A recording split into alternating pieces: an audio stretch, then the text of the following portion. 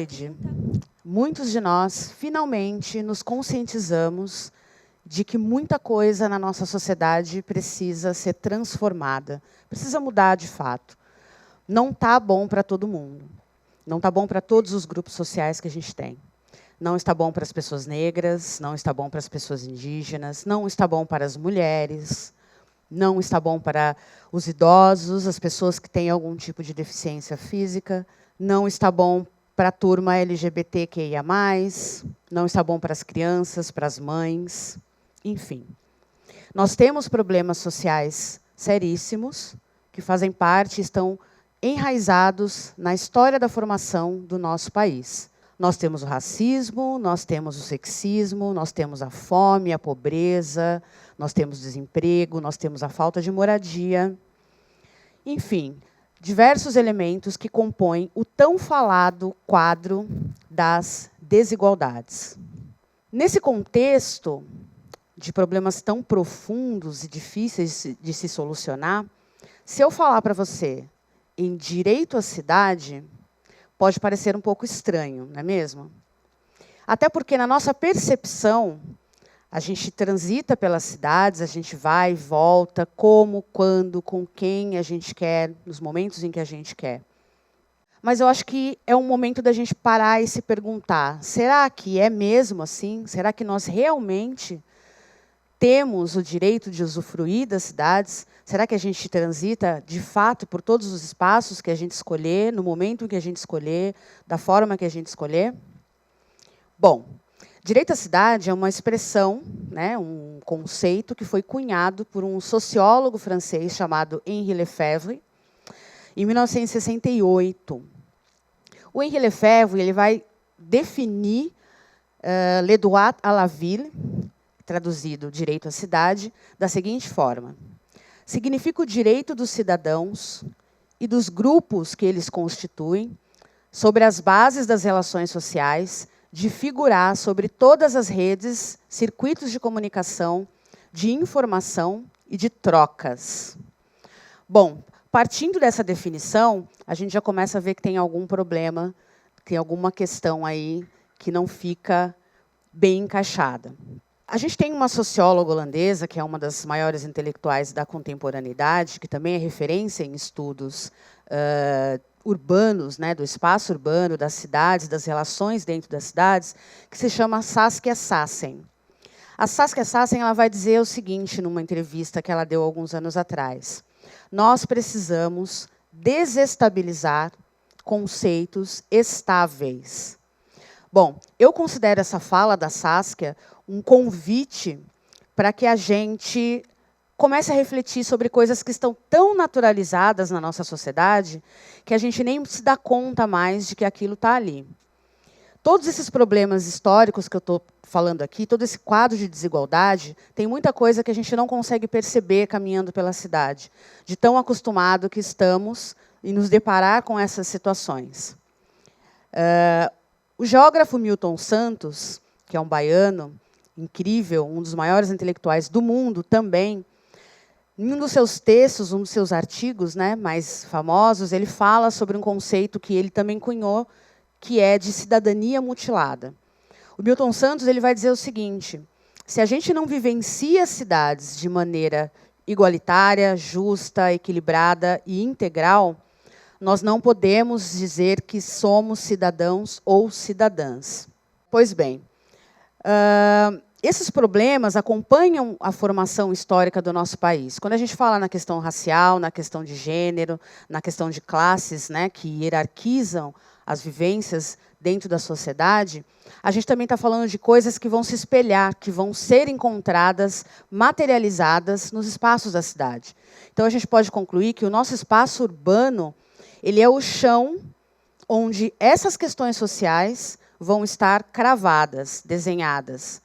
A arquitetura e urbanismo, que são profissões antigas, né, saberes profissionais antigos, eles não são neutros, tampouco são silenciosos. Eles são altamente discursivos e se valem de símbolos que contam histórias, inclusive a nossa história, a história da formação do nosso país. As nossas cidades, elas se formaram já lá no período colonial. E elas se formaram a partir de uma espécie de transporte do modelo de cidade, do modelo de espaço urbano, lá de Portugal, que era fortemente influenciado pelas civilizações greco-romanas. Então, as nossas cidades, elas foram inicialmente pensadas para a defesa do território, não exatamente para proporcionar um ambiente favorável à formação da cidadania das pessoas que iriam ocupar aquilo ali. As fortificações são um tipo de arquitetura, um tipo de construção que marcam bem esse período da nossa história. Isso fez com que alguns elementos que já existiam lá naquele espaço, né, de Portugal, com forte influência greco-romana, se transportassem para as cidades. Ou seja, nós herdamos de lá também um caráter extremamente segregacionista e excludente, que a gente pode observar nos espaços da cidade até hoje, atuante, firme e forte. Muitos urbanistas definem a cidade como um espaço fragmentado, como um espaço de exclusões e segregações diversas. Partindo do conceito da Saskia Sassen, a gente precisa começar a pensar da seguinte forma.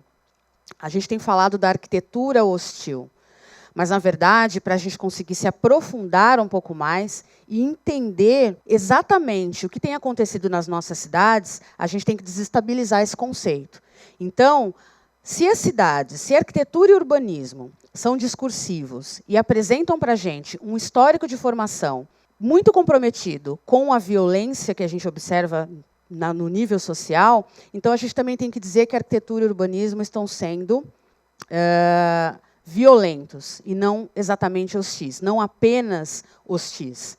A arquitetura, que é responsável pelo projeto de edificações, né, prédios, casas, escolas, hospitais, e o urbanismo, que engloba o planejamento urbano, as políticas urbanas, a distribuição das cidades, dos mobiliários, nos espaços que a gente frequenta, precisam ter um olhar mais criterioso para a sua participação no quadro de violência que a gente quer combater no nível social.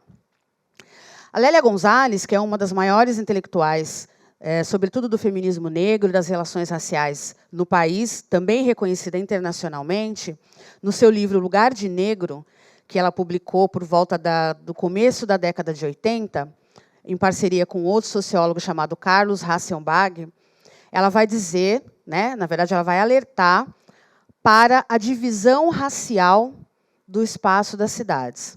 A Lélia Gonzalez ela vai ser categórica em dizer que existe nas cidades o lugar do branco e o lugar do negro. O lugar do branco é o lugar do bem viver, é o lugar do conforto, é o lugar da livre expressão e vivência.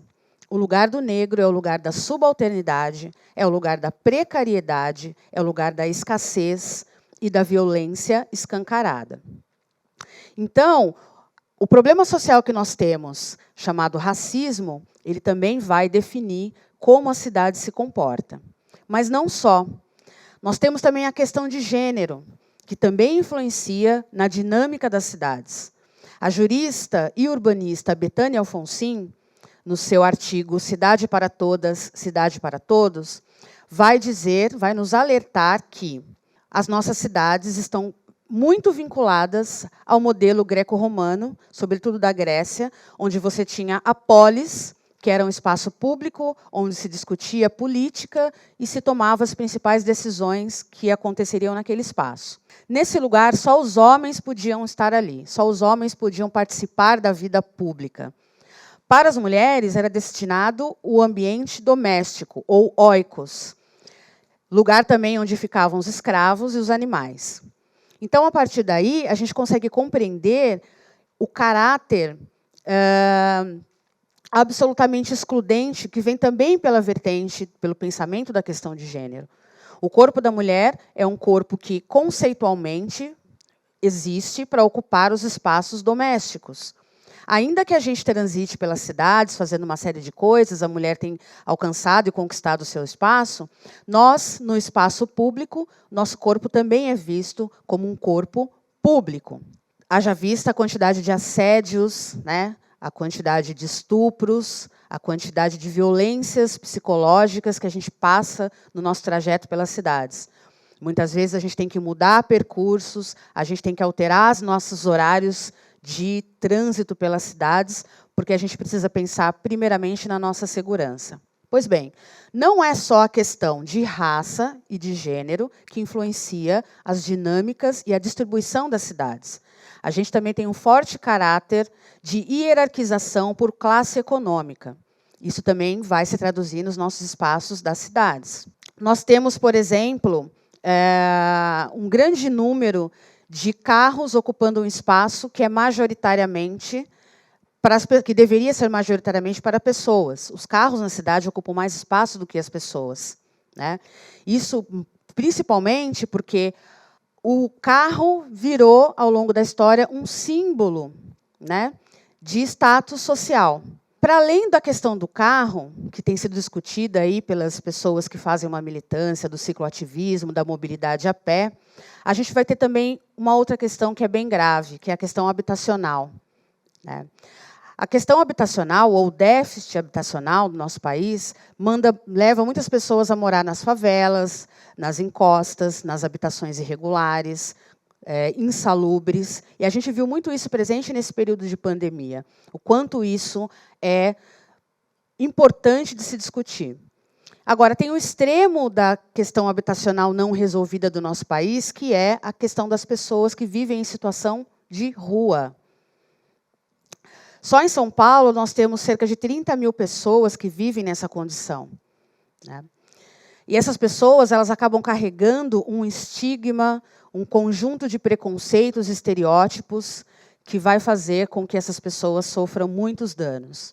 E é daí que a gente vem discutindo a questão da arquitetura hostil, por exemplo, né? A gente observou, no último semestre, agora desse ano de 2021, um caso que tomou proporções midiáticas, né, que durante a noite, num viaduto de grande movimentação, foi instalado uns paralelepípedos, uns obstáculos pontiagudos, para impedir que essas pessoas em situação de rua ocupassem esse lugar para pernoitar ou, enfim, para se abrigar da chuva, das intempéries climáticas e tudo mais.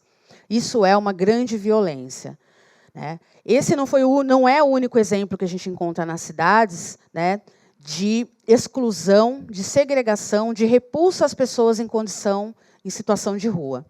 A gente tem outros exemplos, né, que a gente pode observar, de barreiras físicas que se colocam nos espaços descaradamente para não permitir que essas pessoas possam permanecer ali. Então, a gente vê bancos de praças, por exemplo, com barreiras para que a pessoa não possa deitar e esticar o seu corpo.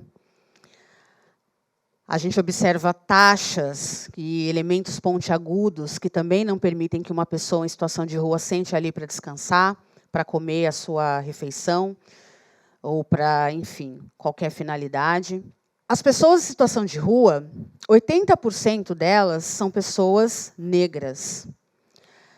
Essa condição de não ter onde morar, ou de morar nos espaços de favela, de periferia, por exemplo, não é uma condição casual. Isso é resultado dos nossos processos históricos. A eugenia definiu também os espaços da cidade e a maneira como se distribuem, né? Da mesma forma, nós tivemos políticas fundiárias extremamente segregacionistas que favoreceram apenas um grupo social. Desde as capitanias hereditárias, passando pela Lei de Terras de 1850, que vai transformar a terra em mercadoria, e aí vai dificultar ainda mais o acesso para pessoas indígenas, pessoas negras, mulheres, né? Então, a questão da pessoa em situação de rua, ela é um resultante desses processos históricos. Agora, tem um outro elemento também nas cidades que vai definir muita coisa, que é a questão do apagamento. Eu estive caminhando pela cidade de Blumenau, e aí a gente observa uma forte influência alemã para todo lado que a gente olha. Imagina se a gente tira essa influência alemã, essas informações arquitetônicas e de distribuição do espaço que nos remetem à memória da ocupação alemã na cidade. O que aconteceria com essas pessoas? Elas se sentiriam deslocadas do seu lugar, Elas se sentiriam descoladas da sua história. Mas a gente pode dizer que, nas cidades, a gente não consegue ver a presença das pessoas negras, das pessoas indígenas, das mulheres, que são pessoas que também trabalharam ativamente para a construção, literalmente braçal, dos espaços das cidades. Em São Paulo, por exemplo, recentemente foi resgatada a história do primeiro arquiteto negro, o Tebas, que foi um grande construtor, que foi responsável por muitas obras ali de médio e grande porte na São Paulo do século XVIII. A gente tem também o bairro da Liberdade, que atualmente se chama Liberdade Japão. Nós sabemos que existe no bairro uma forte influência da cultura nipônica, né, dos imigrantes japoneses. Mas aquele bairro começou com uma expressiva população negra, e que agora isso é apagado, isso é suprimido da história. Tirar das cidades a informação de quem a construiu provoca nas pessoas um sentimento de não pertencimento. A impressão que nós temos é que a cidade é apenas e exclusivamente dos homens brancos, porque só o nome deles, os monumentos, enfim, os símbolos presentes ali, só o nome deles constam, só o nome de um grupo social. A gente não tem mulheres nomeando praça, a gente não tem pessoas negras, informações afro, informações indígenas, demarcando que aquele espaço também nos pertence. Isso afeta de muitas formas. Então, quando a gente está falando na questão do direito à cidade, a gente está abrindo essa discussão de como a nossa formação física, o nosso espaço de convivência física, precisa ser criteriosamente avaliado, porque senão toda e qualquer política que se pretenda erradicar as desigualdades sociais, elas não vão se resolver efetivamente. As cidades, elas foram construídas por esses processos históricos e elas espelham tudo isso. Seria muito bacana, inclusive para a nossa saúde mental, que as nossas cidades fossem inclusivas, fossem empáticas, convidativas para a formação de uma sociabilidade mais afetiva, né? Seria muito legal que a gente conseguisse olhar para uma cidade justa e igualitária. E isso não tem acontecido. Essa conversa de direito à cidade, ela é fundamental, porque é a partir daí que a gente vai conseguir ter uma leitura crítica da formação histórica, tanto social quanto urbana, e, a partir daí, a gente vai conseguir, inclusive, propor mudanças e transformações conjuntas entre o que se passa na sociedade e o que a sociedade está espelhando para os espaços físicos que nós ocupamos.